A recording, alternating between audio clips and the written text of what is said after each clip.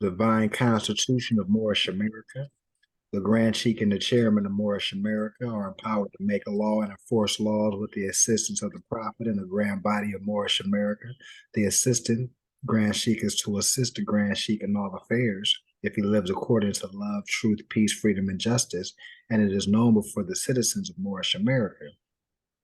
All meetings are to be open and closed promptly according to the Circle 7 and love, truth, peace, freedom, and justice. Friday is our holy day of rest because on Friday, the first man was formed in flesh, and on Friday, the first man departed out of flesh and ascended into his Father God Allah. For that cause, Friday is the holy day for all Muslims all over the world. Truth, love, truth, peace, freedom, and justice must be proclaimed and practiced by all citizens of Moorish America. No citizen is to put in danger or accuse falsely his brother or sister on any occasion at all that may harm his brother or sister, because Allah is love. All citizens must preserve the holy and divine laws, and all citizens must obey the laws of the government, because by being a Moorish American, you are part and parcel of the government and must live the life accordingly. No organization in Moorish America is to cause any confusion or to overthrow the laws and constitution of the said government, but to obey hereby. With us, all citizens must proclaim their nationality, and we are teaching our people their nationality and the divine creed, that they may know that they are a part and parcel of this said government, and know that they are not Negroes, colored folk, black people, or Ethiopians, because these names were given to slaves by slaveholders in 1779 and lasted until 1865 during the time of slavery. But this is a new era of time now, and all men must proclaim their free national name to be recognized by the government in which they live in the nations of the earth. This is the reason why Allah, the great God of the universe, ordained Noble Jew Ali, the prophet, to redeem his people from their sinful ways. The Moorish Americans are the descendants of the ancient Moabites who inhabited the northwestern and southwestern shores of Africa. All citizens must promptly attend their meetings and become a part and parcel of all uplifting acts of Moorish America. Moorish Americans must pay their dues and keep in line with the necessities of Moorish America, and then you are entitled to the name of faithful. Husband, you must support your wife and children. Wife, you must obey your husband and take care of your children and look after the duties of your household. Sons and daughters must obey the father and mother and be industrious and become part of the uplifting of fallen humanity. All Moorish Americans must keep their hearts and minds pure with love and their bodies clean with water. This is the divine covenant.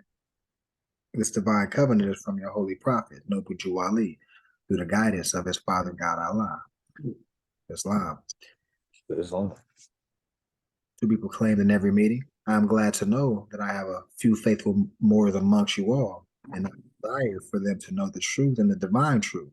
There is a host of jealousy about me, movement now, by the same people of our side of the nation that claim it was only a joke and unreal. But now, since they have found out from the government officials and the nations of the earth that this is the only sole foundation that all Asiatics must depend on for their earthly salvation as an American citizen, they are working every scheme that they can to disqualify me so they themselves can take charge of the situation. I have notified all these things to you long in the past. It is through the faithful Moors that contribute to the movement and uplifting funds. The ones that pay their divine respect to me and the movement will be remembered. That is why I'm calling upon all faithful Moors to increase their faithfulness to me, your prophet, and your divine Moorish movement. I need finance and I need it bad. Never before have I need finance as badly as I do at present, that I may shove aside the discord that is facing the nation. It all comes through jealousy because of my fame and nobility. The nations of the world would not recognize the movement without me, the prophet, being the head. It has been proven by my work in which I have performed in the last few months, because I was at the governor's inauguration to represent the more divine and national movement, and I will be at the inauguration of President Hoover for the same. So I believe we left off chapter 17. Yeshua appears fully materialized before Apollo and the Silent Brotherhood in Greece.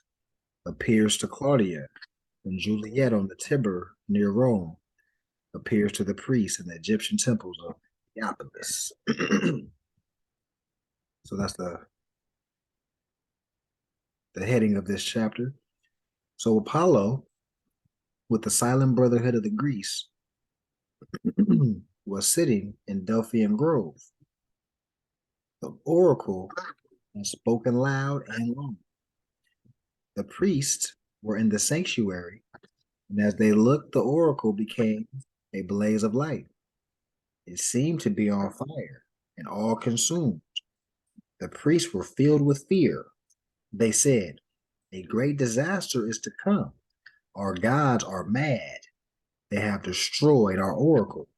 But when the flames had spent themselves, a man stood on the oracle's pedestal and said, "Allah speaks to man, not by an oracle of wood and gold, but by the voice of man. The gods have spoken to the Greeks in kindred tongues through images made by man, but Allah the One now speaks to man through Yahshua and the Holy Son, who has and is and ever more will be. This oracle shall fail. The living oracle of Allah, the One, will not fail." Apollo knew the man who spoke. He knew it was the Nazarene who once had taught the wise men at Acropolis and had rebuked the idol worshippers upon the Athens beach. And in one moment, Yahshua stood before Apollo and the silent brotherhood and said, "Behold, for I have risen from the dead with gifts for men. I bring to you the title of your vast estate." That's a cold line right there. Yeah. That's a cold right there. "All power in heaven and earth is mine. To you I give all power in heaven and earth. Go forth and teach the nations of the earth the gospel of the resurrection of the dead and of eternal life through Yahshua, the love of Allah made manifest to men." And then he collapsed Apollo's hand and said, "My human flesh was changed to higher form by love divine, and I can manifest in flesh or in the higher planes of life at will. What I can do, all men can do. Go teach the gospel of the omnipotence of man." Then Yahshua disappeared, but Greece and Crete and all the nations heard. Claudius and Juliet, his wife, lived on Palestine in Rome, on Palatine in Rome, and they were servants of the Tiberius, but they have been in Galilee, had walked with Yahshua by the sea, had heard his words and seen his power, and they believed that he was Yahshua made manifest. Now Claudius and his wife were on the Tiber in a little boat. A storm swept from the sea. The boat was wrecked, and Claudius and his wife were sinking down to death. And Yahshua came and took them by the hands and said, "Claudius and Juliet, arise and walk with me upon the waves." And they arose and walked with him upon the waves. 1,000 people saw 3 walk on waves and saw them reach the land, and they were all amazed. And Yahshua said, "You men of Rome, I am the resurrection of the life. They that are dead shall live, and many shall live, will never die.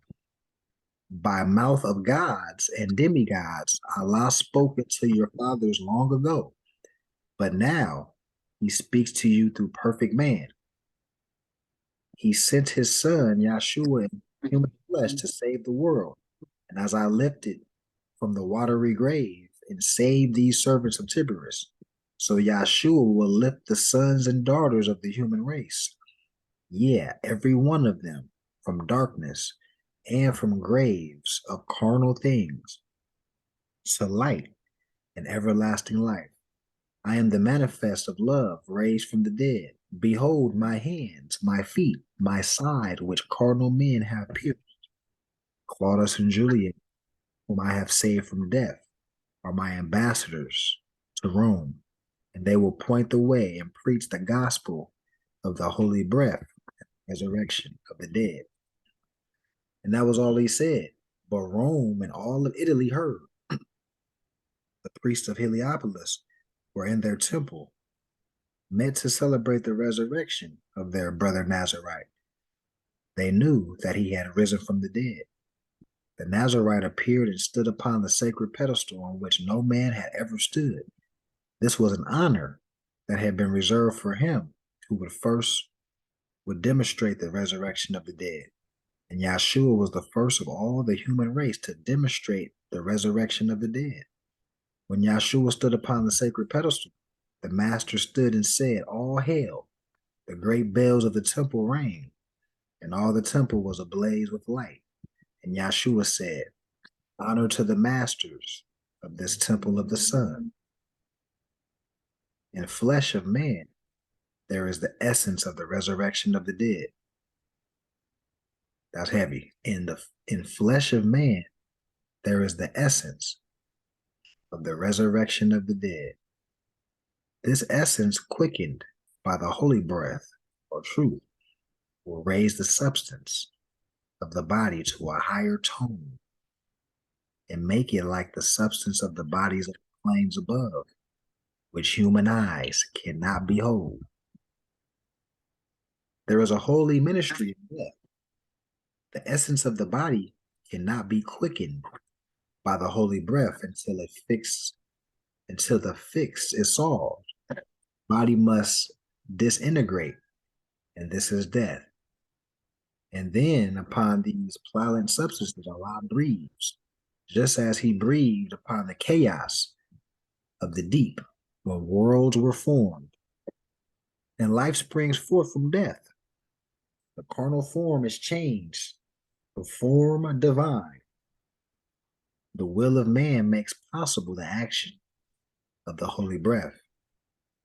When will of man and will of Allah are one, the resurrection is a fact. In this, we have the chemistry of mortal life, the ministry of death, the ministry of deific life. My human life was wholly given to bring my will to tune with deific life. When this was done, my earth tasks all were done. And you, my brother, know full well the foes I had to meet. And know about my victory and Jessamine, my trials in the courts of men, my death upon the cross. You know that all my life was one great drama for the sons of men, a pattern for the sons of men. I live to show the possibilities of man. What I have done, all men can do. And what I am, all men shall be. The masters looked, the form from the sacred pedestal had gone, but every temple priest and every living creature said, "Praise Allah." That was a heavy chapter. And let me see, it was Yamila Islam. She's Yamila. Yeah, that was a heavy chapter. You know, some of the things that stood out for me was the whole resurrection process. And it's back to transmutation. And when we saying resurrection, we just saying evolve. Evolve to a level that's on the same level as the laws of nature in human form. That's what I get from what is being related in this chapter. Also, it was speaking about the oracle. In many of these chapters, it gives different examples of how, idol worship is not necessary, burning, killing animals, burning them on the altar to give a sacrifice. And, these things aren't necessary. Time and time again, every chapter is giving an example of really what it's about to evolve. Yeah, any thoughts on this chapter? Anybody else? I like to make it. Is anybody else about to say something? I don't think so. Well, I was about Noble Ali being the manifested form of our justice. He was like, I'm the manifested form of love and justice, and Noble Ali is that, but in his form. And for us in our times, and it was like these things long before, and that was when the essence of justice was formed for Jesus in those times, with by names like Moabites and Canaanites, things of that nature. So now, being Moorish American, Noble Ali did the same thing as Jesus, went to multiple places learning things, and having Oscar Dupree being, I want to butcher it, when he was sent ambassador to Rome to teach and things like that. Mm-hmm. I would go correlate Noble Ali with Oscar Dupree and other people he chose to penetrate, places of the U.S., that we were colonized, that to teach, us about our nationality and birthright, the truth about it, Right. to stop what was happening at those times. So kind of posited that for me. Like, that's, if you listen and if you're studying Noble Ali's work, you see it when you like, that's a cold line, because he's not saying anything different. If you're actually studying, what the prophet brought, or the essence of justice, love, that's missing on earth. But that was what I took from it. Just Noble Ali here, or the essence of justice in Noble Ali's form, and the same thing is happening for years and years. Mm-hmm. But I yield. Yeah, yeah, it's live. Yeah, this was a powerful chapter, man. What chapter was this? 17. What is it? That's heavy, man. Yeah, this is like Yeah, more more than other chapters for some reason. Um, yeah. so I had. Have you read? Has everybody read The Sultan of America? That book. No, I can't. I've never read Sultan American personally. Okay, yeah, Who is that by? that's Islam got it. That's by Squirrelfoot, Brother Jamal. Right. That's what we thought. Okay. Yeah. It's all. So I had a couple pages queued up. Just 1 second. Texting my mom real quick, letting her know I'm already Oh, here. that's in the front of it when he had the Europeans meeting with the Sultan. Yes. Oh yeah, Yeah. yeah. I haven't read about. I've seen it for sure. Okay. Yeah. Yeah. So I wanted to, read a couple pages, get it on the record. Um, so there are many pseudo scholars among the Moors, some of which still identify as colonial Roman European brand names, black, who not only straddle the fence as it relates to us being Moors, but are bold enough to make frivolous statements regarding their own history. Wait 1 second. 1 second. It's my mom. I don't know if Matazamati can let her know I'm on a Zoom, or Imani can go down there and help her. Um, Okay.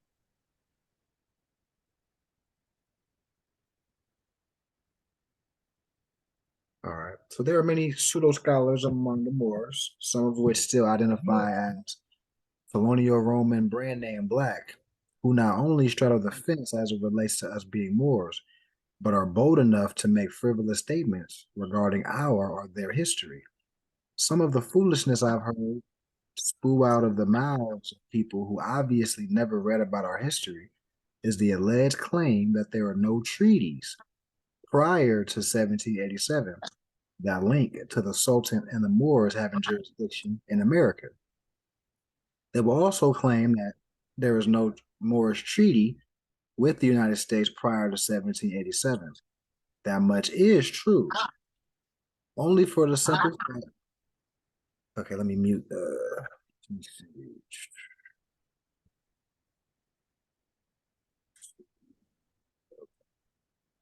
There, that much is true, only for the simple fact that prior to 1774, there was no United States. So that is true. I have heard that, and that's a good way to sum it up. You know, it was no United States prior to that, right? 13 colonies, etc.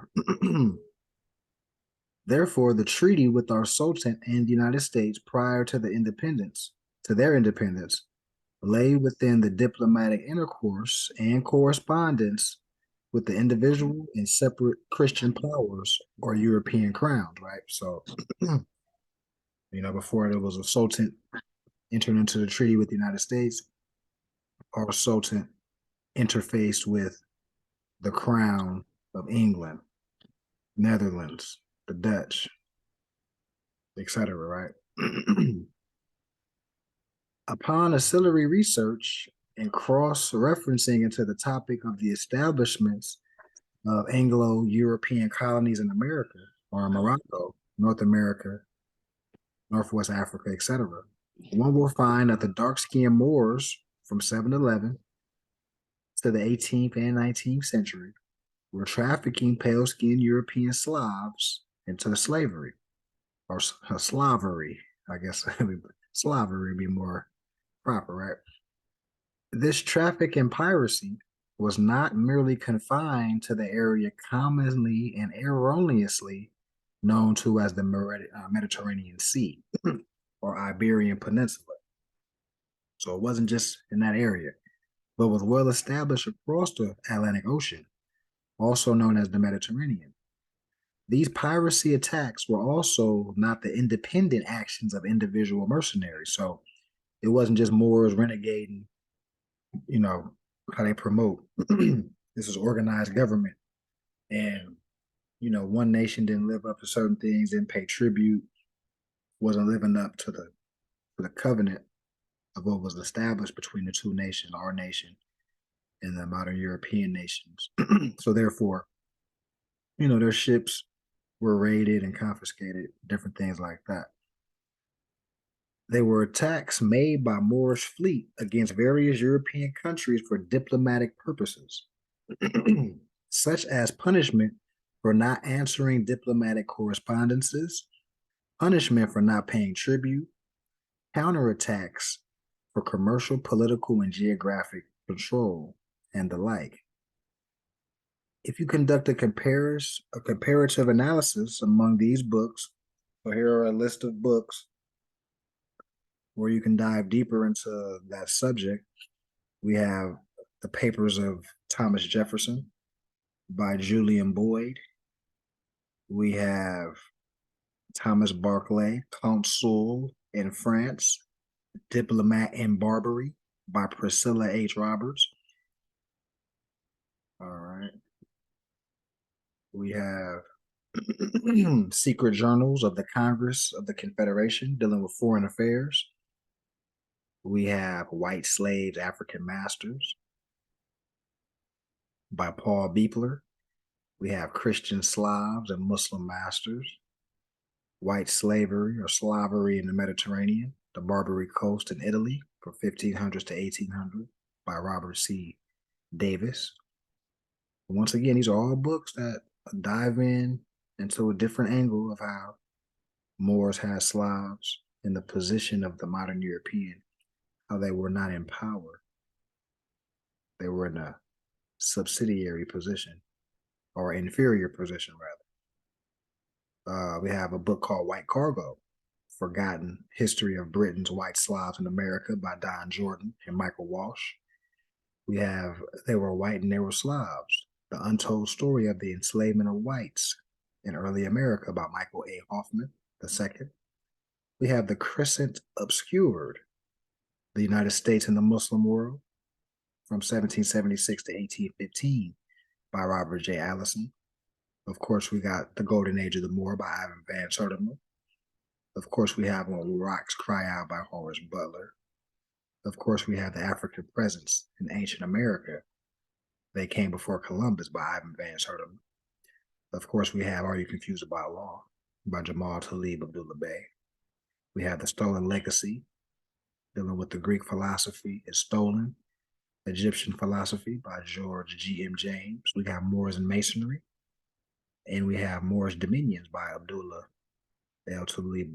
Moors and Masonry by Abdullah L. Talib Mosley Bey. and Moorish Dominions by Jamal Talib Abdullah Bey. So these are all books that you can get cross-reference the subject matter of the Moors and the position of the modern European dealing with status, how they were Slavs, what position they were in compared to the Moors, etc. So you will come to the conclusion that Moors were trafficking Europeans to the Americas well into the 18th century. You will also see that these same Europeans were only able to acquire their freedom due to their monarchs speaking with our Sultan. That's what I was talking about earlier, and paying ransom for their freedom.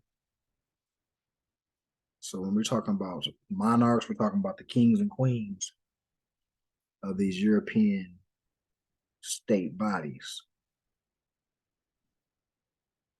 All right, so that's the only way.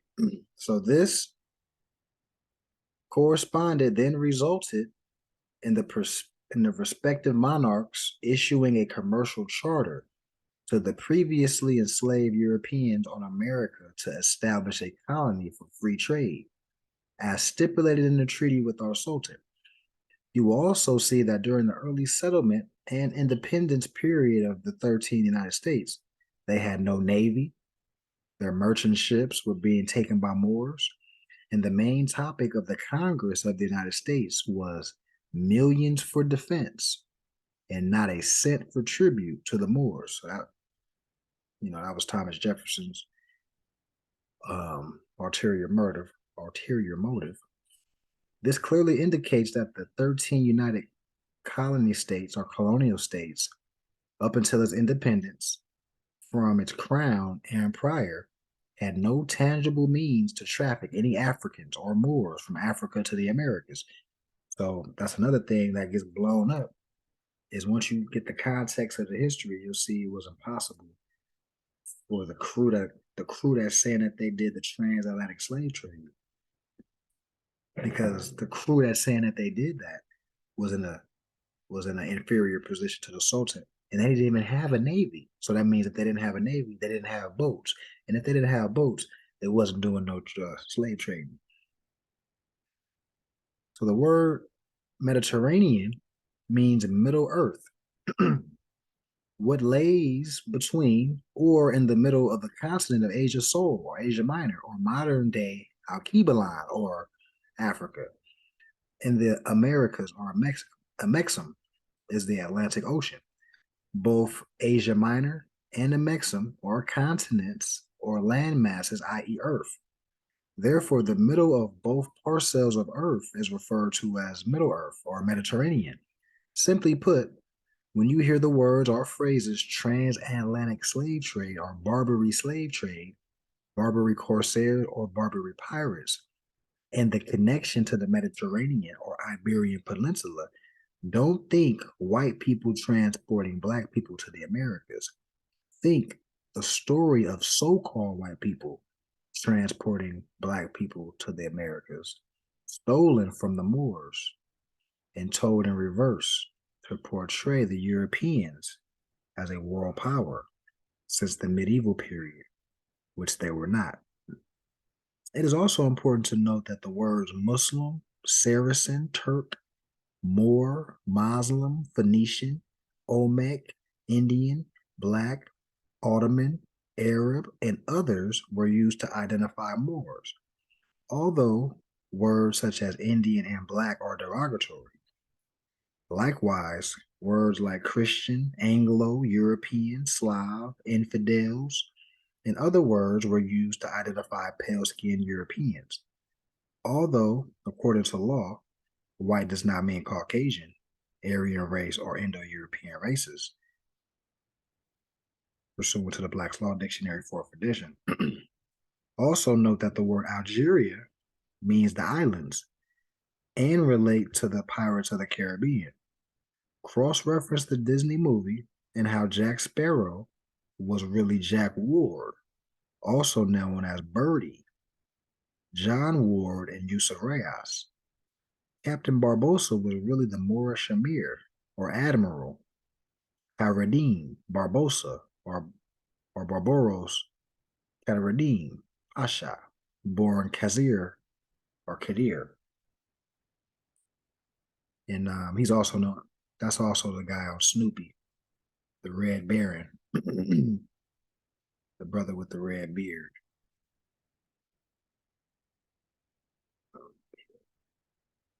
All right, so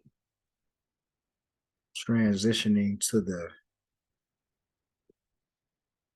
Anglo-Moroccan alliance of 1607 and how that relates to Jamestown, Virginia.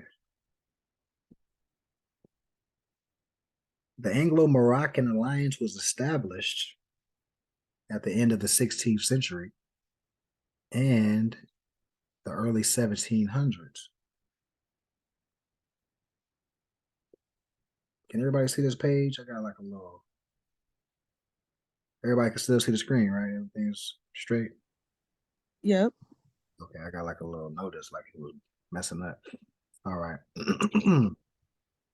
So the Anglo-Moroccan alliance was established at the end of the 16th century. And why I keep getting this pop-up? Crazy. And as early as the 17th century, between the kingdoms of England and Morocco, commercial agreements have been reached by Queen Elizabeth I of England and the Moroccan Sultan, Ahmad al-Mansur, on the basis of a common enmity to Philip II of Spain. So whenever you see that, just, our Sultan and Queen Elizabeth had a common enemy in Philip II, right? So Philip II and his crew didn't like the fact that Queen Elizabeth I was doing business with our Sultan. Just a little backstory. So the arms trade dominated the exchange. So that was a reason why we was doing business. We were trading arms. And numerous attempts at direct military collaboration were also made.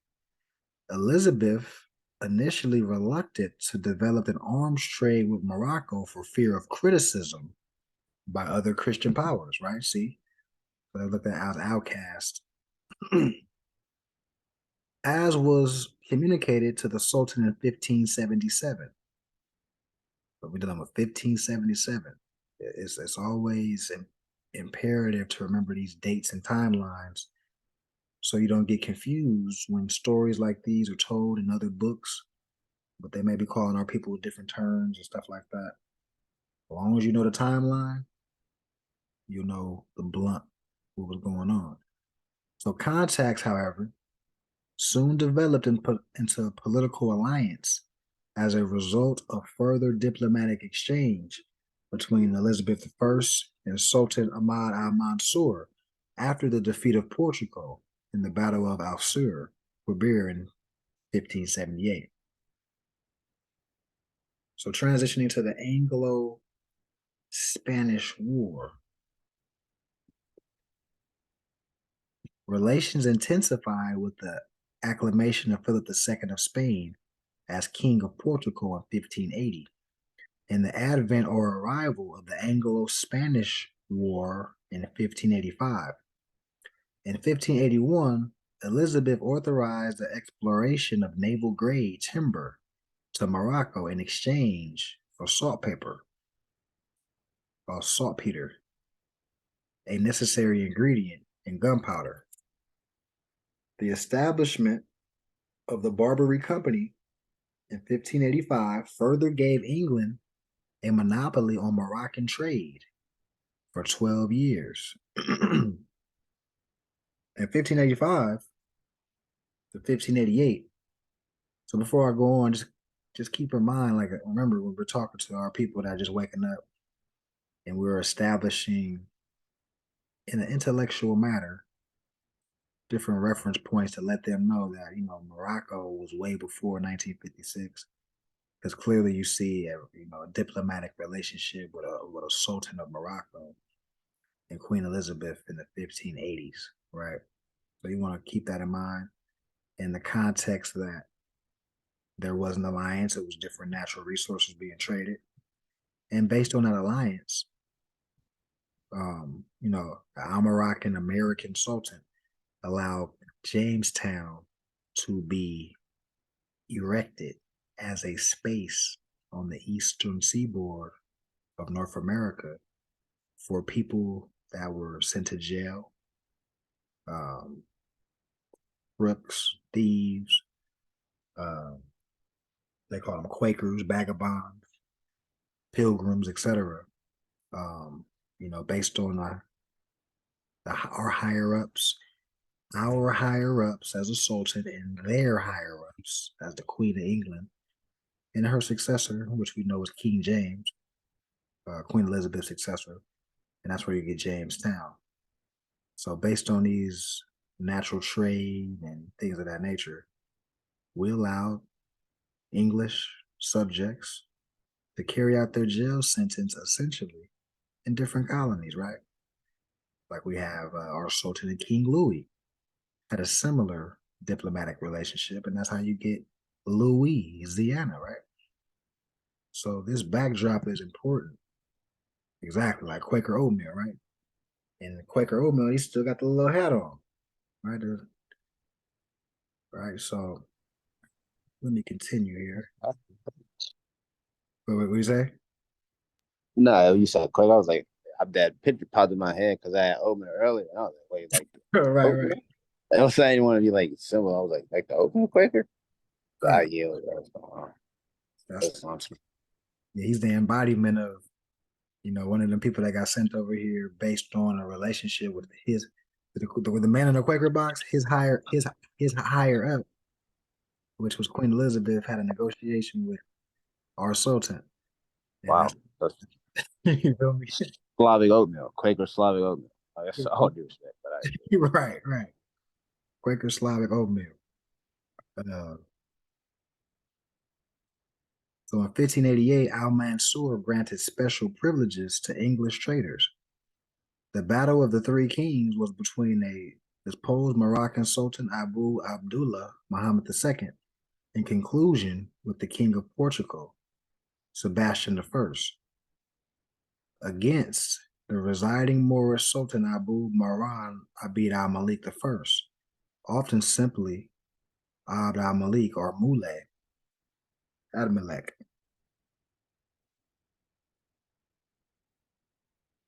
In her letters to Al-Mansur, Elizabeth, over a period of 25 years, continually described the relationship between the two countries. Man. Can't see this minus sign.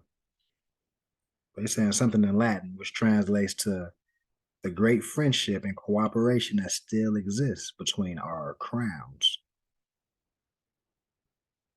Right? So just keep in mind, the emphasis is this was way before 1956.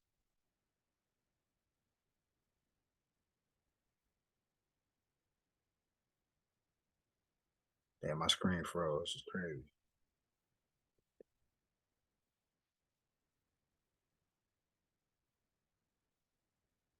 But yeah, my screen froze.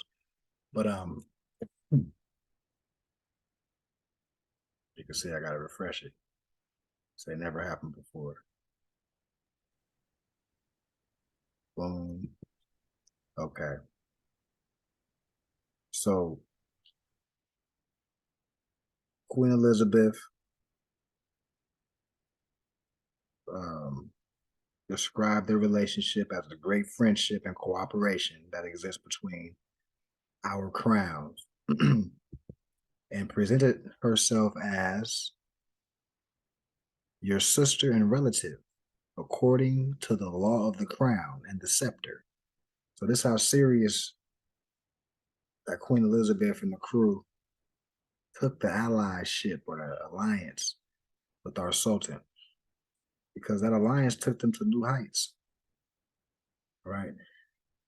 In January 1589, Al-Mansur, through his ambassador to the Queen, Maruk Reyes, requested the supply of oars, carpenters, and shipwrights, as well as transportation on English ships in exchange for his contribution of 150 ducats, 150,000 ducats.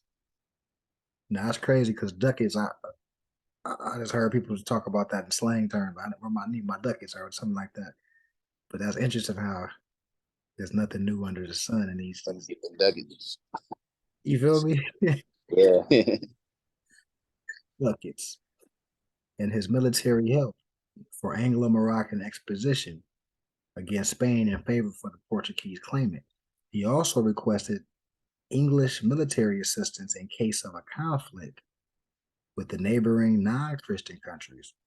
Elizabeth could not meet these demands completely, especially the transportation of Moroccan forces, and negotiation drew on until the death of Don Antonio in 1595. In 1589, English expedition to Portugal moved ahead nonetheless and ended in failure, with the English fleet hoping in vain for reinforcements from England to Morocco. Only the Moroccan ambassador Marzuz Reyes was accompanying the expedition on board the flagship of Don Antonio, disguised as a Portuguese nobleman, and stayed until 1589.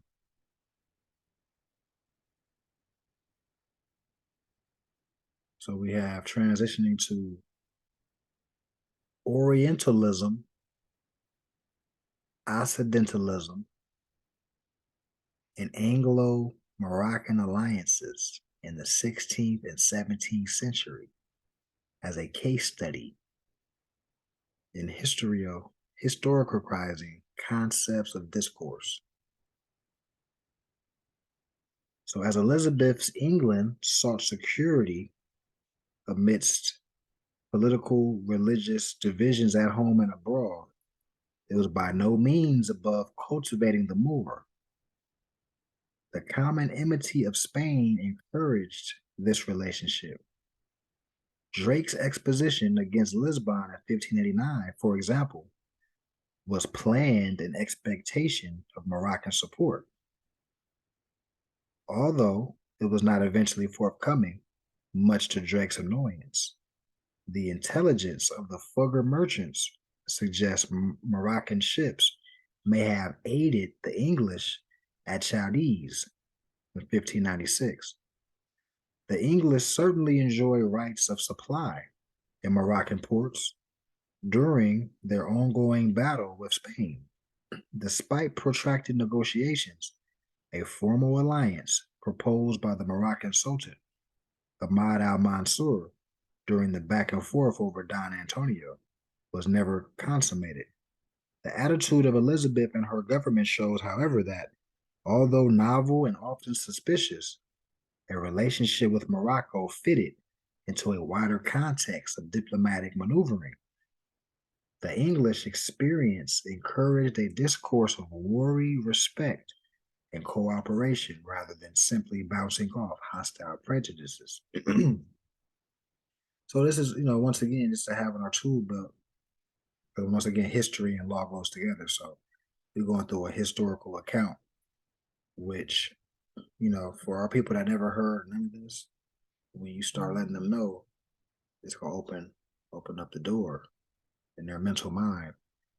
We got England and Morocco diplomatic relationship. For one, this Morocco was before 1956, and this Sultan and this whatever monarchs that our Sultan was dealing with, England, Netherlands, whatever the case may be, Irish, French. Based on these negotiations, that's how we get these colonies, which ultimately became 13 colonies. So it's imperative to, know that information and relay that information to people that we talking to. Because remember, we are ambassadors of a nation. Anytime the Moor goes out the house, fez turban, and you're enlightening the people at large or whoever, whenever you're in public, because like I say, I be out at least 5 times a week setting up my booth, pushing the book, the whole table cover itself is the Moroccan flag.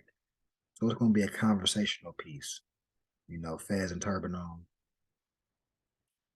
And You want to just intellectually be sound in how you're relaying the information, and put our people on, man. Let our people know what's going on around here.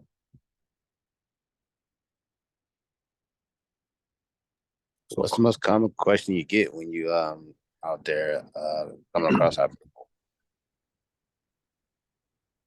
the last couple of days I've been getting like, what's that green star mean? And then I let them know about the Venus situation.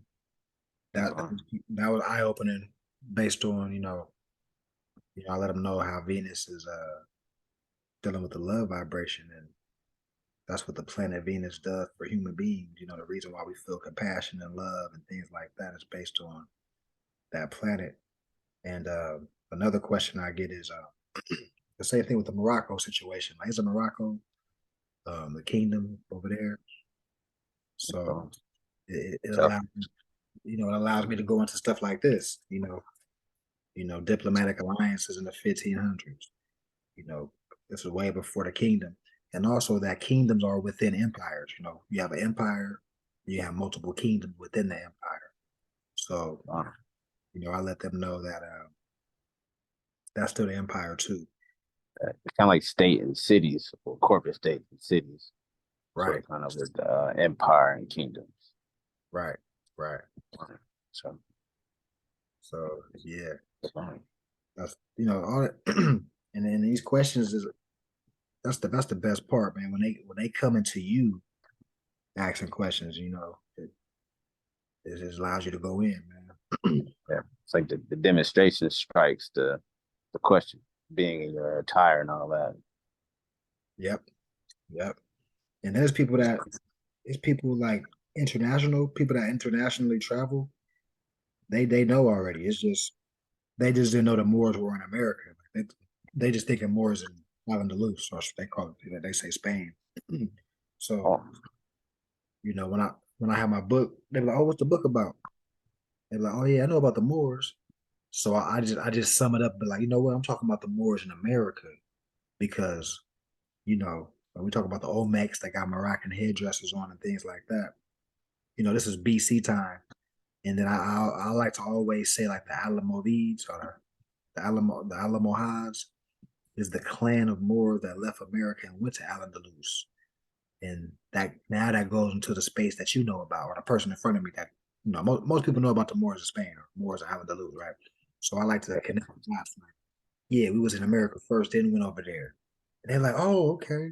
You know what I mean? And then, when you're dealing with the public, you'll kind of have like stuff kind of like downloaded already, like package form, because it ain't too many places that they're gonna go. Like you gonna see it. It ain't gonna be no two way out new questions. You know what I mean? so yeah, Like after you start dealing with the public after about a year or two, you're like, oh, okay. You know the questions that's coming. It's yeah. just, If mhm. Yeah. kind of give you a concept of how like everyone sees it, about kind of Hmm. how most people view the Moors. Right. You know? And that's why I like dealing dealing with the public more than social media, because the data that you're gonna get is real time, you know. And when you Yeah. make a habit of it, you're gonna start seeing like some people it's not even debating. Like, isn't it? I don't really get too many debates, especially with like non-Negro people. Mhm. Yeah. Even Kind of that. even with the Negro, it's not like once you say it in a certain way, it's like okay, boom, I get it. You know what I mean? But but yeah, man, it's a great missionary work, man. It just felt good to be out there. Yeah. It's really a hedge of the highways. Yeah, man. Let me see what we got here. Okay, so we got caught between Turkish and Spanish expansion, for example. Ahmad al-Mansur understood Europe's religio-political situation and saw the English as potential allies, despite religious differences. He corresponded regularly with Elizabeth I between 1580 and 1600s to facilitate diplomatic cooperation and growing trade. desiring particularly timber and carpenters to strengthen his fleet. On the other hand, he tried to strengthen his position by offering Spain the withdrawal of this cooperation in return for guarantees of Moroccan security. Both cases show that Christian Europe was by no means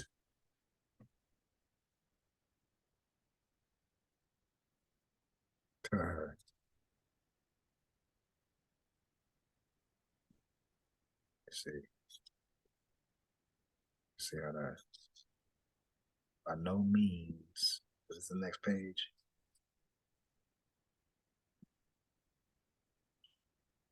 I think we get the point. Something happened, but we get the point by like there was no means they were in power, and they weren't running nothing. As we know, like certain elements of this remind me of Moors and Masonry and books of Abdullah. Wow. How they, he likes this space as well, like covering the Yeah. fact, it was no cross-Atlantic slave trade, man. This was a farce, and this is the reason why. You know what I mean? Okay, let me see. Military operations, with Elizabeth requesting a payment for £100,000 in advance to King Ahmad for the supply of fleet, and Ahmad asking for a tall ship to be sent to get the money. Elizabeth agreed to sell ammunition supplies to Morocco, and she and Moulay Ahmad al-Mansur talked on and off about the mounting of joint operation against the Spanish. So he said that. So the English and the Moroccan was linking up against other modern Europeans. That point needed to be discussed too, because there's a lot going on politically that we just need to know how everything went down. It's just better. So discussions, however, remained inconclusive, and both rulers died within 2 years of the embassy. The relationship between the Sultan al-Mansur, ambassador Quahad bin Masad, and Queen Elizabeth is where the love story Othello the Moor is derived from. So that's another thing. I have mentioned that to people too, because most people do know about Othello the Moor, that Shakespeare play. And once you let them know, like, oh yeah, this is where this comes from. The diplomatic relationship between the Sultan and Queen Elizabeth is where they get Othello the Moor. And that's a whole nother like linking. Like just And Nas dropped a line about that. Yep. Othello the Moor. Yeah, he popped it off. Yep. And yeah, man, like that's back to the competence. The more is competent, the more it's better to be in public. You're better. You a polished ambassador. You can hit them. History and law, right, go together. Yeah, kind of like remember you was saying. Someone said the Noble Ali duplicating in the movement, not being Noble Ali, but by name and principles and taking his information, like you and various Moors out there. So that attests to that. You're not being Noble Ali, but you're like be like me. So it's like being like Noble Ali, being more American. So duplicating that everywhere. So. Yeah. Yeah, man. Right. So Quwad bin Masad being the Moor and Elizabeth being the European love interest, and the depictions or theme of jealousy, betrayal, revenge, and repentance is a dramatized representation on the tense and oftentimes difficult political climate between the Moors and the Europeans. So we got James I and Charles I. So Morocco had been falling into a state of anarchy following the death of Ahmed al-Mansur in 1603. The local warlords have been on the rise, making the alliance with the Sultan less and less meaningful. James I also made peace with Spain upon his accession in 1603 with the Treaty of London. Relations continued under James I, however, who sent his ambassador John Harrison to Moulay Zadan in 1610 and again in 1613 and 1615 in order to obtain the release of English captives in Morocco. English privateers such as Jack Roore continued to prosper in collaboration with the Barbary states, including Morocco. So Jack Roore, that's the Pirates of the Caribbean dude, or Jack, they call him Jack Sparrow. This commerce and trade agreement resulted in the issuance of Al Morocco's, or America's, first free colony in Morocco, Jamestown, Virginia, named in honor of King James for his freeing of British subjects via Sultan of Morocco. So that backstory needs to be told because clearly we learn about Jamestown kindergarten through 12th grade, but not with this comprehensive backstory of how, you know, that colony got established. So it needs to be known that Jamestown got established based on diplomatic relations of King James and our Sultan. And basically King James pleading with our Sultan to release, you know, British subjects. So, you know, that's the history piece, man. And, you know, competence changes your status too. You know, what you know or you don't know, you know, depends what your status is, you know. So knowing this history and how able to competently bring it home to the present day is you know, changes your status as well. Just knowing that.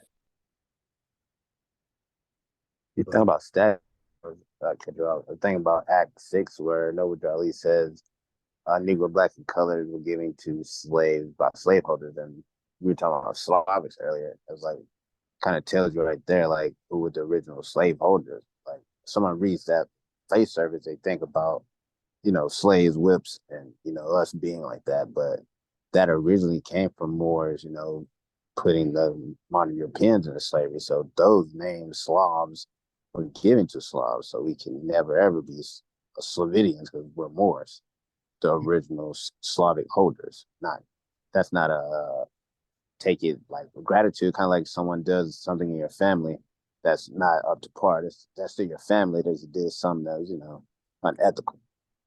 You know, so that made me think of that as far as Yeah, actual slave and self servitude and the name as well. But yeah, no, Islam. Yeah, man.